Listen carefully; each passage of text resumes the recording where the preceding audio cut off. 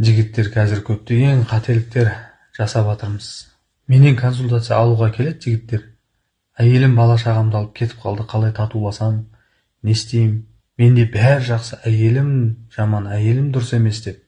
Әйеліммен сөйлесші, әйелімді өзгертші, әйелімді дұрысташы деп. Сөйтіп тыңдап отырсам, енді асықпай айтады ғой мәселесін. Көптеген қателіктер жіберген. Оны өзі білмейді, өзі түсінбейді. Мен дұрыс жасап жатырмын деп ойлайды. Мен не жаздым, мен не кінәм бар, неге олай әйелім сондай қарсы келеді, тыңдамайды, кетіп қалады деген сияқты өзінің қателігін түсінбей солай әйелді кінәлап жүргендер көп. Сосын біз еркек болғаннан кейін біреуден ақыл сұрауға, консультация алуға, психологқа баруға деген нәрсеге бір нәпсіміз жібермейді, эгомыз. Өзімнің ақылым өзіме жетеді деп жүрген жігіттер көп. Менде де сондай болған, менде де сондай қателік болған.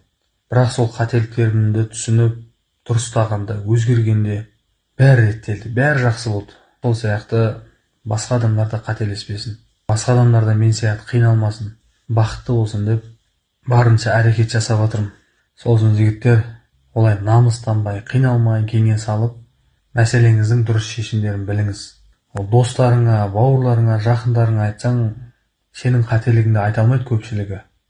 Сенің сөзіңді сөйлеп, сенікі дұрыс деп, сені одан сайын қателік жасауыңа себепкер болады. Сол үшін мәселеңізді қиындата бермей, жеке консультация алыңыздар, лайк басып, пікір қалдырып бөлісіп кетіңіздер. Көпшілік жігіттердің көруіне себепкер болыңыз.